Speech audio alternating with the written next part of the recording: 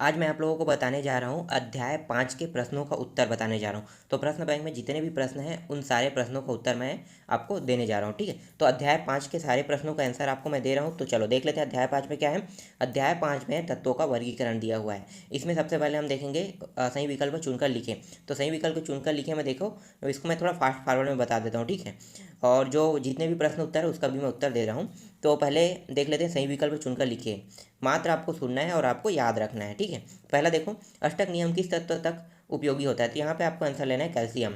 दूसरा है मेंडलीव के आवर्त नियम के अनुसार तत्वों को आवर्त तालिका में व्यवस्थित किया गया क्रम, तो यहाँ पे आपको लेना है बढ़ता परमाणु द्रव्यमान लेना है। तीसरा है निम्नलिखित में से कौन सा कथन आधुनिक आवर्त तालिका के संदर्भ में सत्य है, तो यहाँ पे आंसर लेना है। इसमें 18 ऊर्ध्वाधर स्तंभ है जो समूह कहलाते हैं, ठीक है। तो 18 तत्व ही होते हैं, 18 समूह तक के तत्व होते हैं, तो ये 18 वाला आएगा।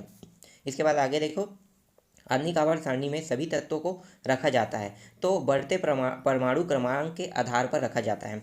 नेक्स्ट है, आवर्त सारणी में बाएं से दाएं जाने पर प्रवृत्ति के बारे में कौन सा कथन असत्य है, तो यहाँ पे आपको लेना है असत्य कथन पूछा है ना, सत्य नहीं पूछा है। तो यहाँ पे असत्य कथन है तत्वों के धात्विक प्रकृति घटती है, ये असत्य कथन है, ठीक है। क्योंकि जब भी हम आगे जाते हैं हमेशा तत्वों की जो धात्विक प्रवृत्ति है वो बढ़ती जाती है, मतलब परमाणु भार बढ़ते जाता है, ठीक है। तो ये इसका आंसर रहेगा। इसके बाद नेक्स्ट प्रश्न देखते हैं, रिक्त स्थानों की पूर्ति। यहाँ पे पहला है, आधुनिक आवर्त सारणी में दाएं से बाएं जाने पर विद्युत तीव्रता बढ़ती है, यहाँ पे बढ़ती लेना है। इसके बाद उत्कृष्ट गैसों का पता देर से चला क्योंकि यह खाली स्थान होती है, तो यहाँ पे सक्रिय होती है इसलिए। तीसरा प्रश्न है, आधुनिक आवर्त सारणी में खाली स्थान समूह होते हैं, तो 18 भी मैंने इससे पहले वाले में बताया था ना, 18 समूह, तो ये 18 आएगा। किसी कोष में इलेक्ट्रॉनों की अधिकतम संख्या निकालने का सूत्र खाली स्थान है, तो इसका सूत्र है 2n² होगा। इसके बाद पांचवा है, आवर्त में बाएं से दाएं जाने पर परमाणु त्रिज्या खाली स्थान है, तो यहाँ पे आपको लेना है घटती है, ठीक है। तो यहाँ पे आपको लेना है घटती लेना है। इसके बाद है, ये परमाणु त्रिज्या कह रहा है, परमाणु क्रमांक नहीं कह रहा है, न ही द्रव्यमान कह रहा है, याद रखना इसको, ठीक है। चलो आगे देखते हैं, किस तत्व का इलेक्ट्रॉनिक विन्यास 282 है, तो 282 मतलब 12 परमाणु क्रमांक किसका हो सकता है, मैग्नीशियम, ठीक है। तो मैग्नीशियम लेना है आपको।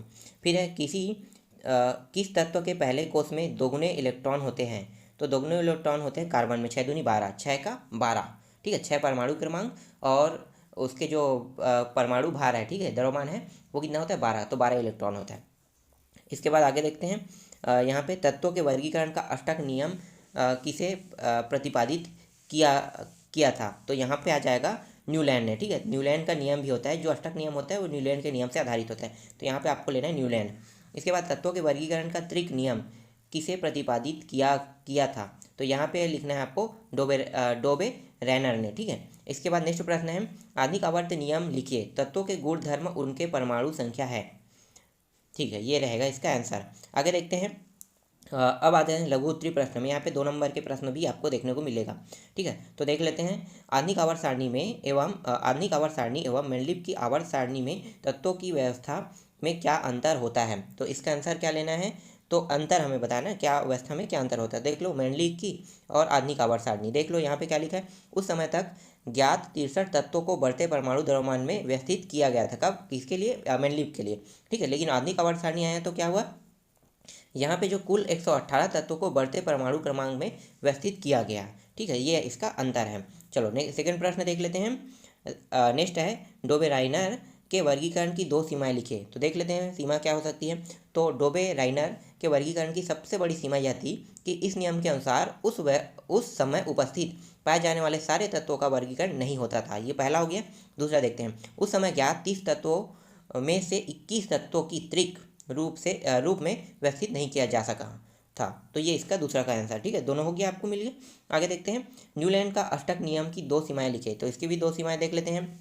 तो उत्तर है, अष्टक का सिद्धांत केवल कैल्शियम तक ही लागू होता है, क्योंकि कैल्शियम के बाद प्रत्येक 8वें तत्व का गुणधर्म पहले तत्व से नहीं मिलता है। दूसरा है, न्यूलैंड ने कल्पना की थी कि प्रकृति के केवल 56 तत्व विद्यमान है और भविष्य में कोई अन्य तत्व नहीं मिलेगा, ठीक है। इसके बाद देख लेते हैं नेक्स्ट प्रश्न, उत्कृष्ट गैसों को पृथक समूह में क्यों रखा गया है, तो उत्कृष्ट गैसों को अलग अलग समूह में रखा गया है क्योंकि ये रासायनिक रूप से अक्रिय होती है।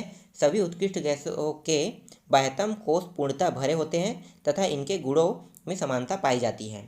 इसके बाद नेक्स्ट प्रश्न देखो, आधुनिक आवर्त सारणी द्वारा किस प्रकार के मेंडलीव की आवर्त सारणी की विसंगतियों को दूर किया गया।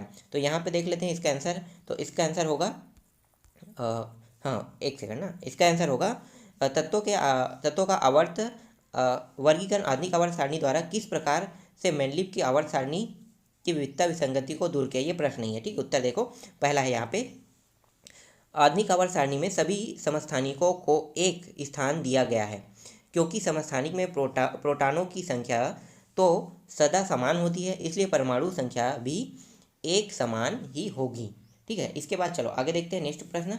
अगला प्रश्न है, ऐसे 4 तत्वों के नाम लिखे जिनके बाह्यतम कक्ष में एक इलेक्ट्रॉन पाया जाता है। तो सिर्फ हमें एक इलेक्ट्रॉन वाला बताना है, ठीक है। तो जैसे पहला है हाइड्रोजन। हाइड्रोजन में एक परमाणु क्रमांक होता है तो एक इलेक्ट्रॉन पाया जाता है। इसी तरह से सोडियम है, सोडियम भी एक सोडियम जो है परमाणु क्रमांक क्या है 11 है, तो इसमें भी बाह्यतम कक्ष में कितना पाया जाता है, एक इलेक्ट्रॉन।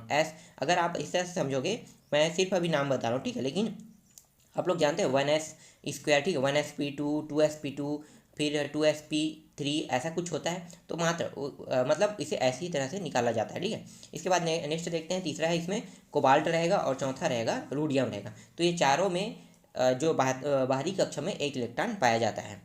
तो इस तरह से अध्याय 5 के सारे प्रश्न कंप्लीट हो गए।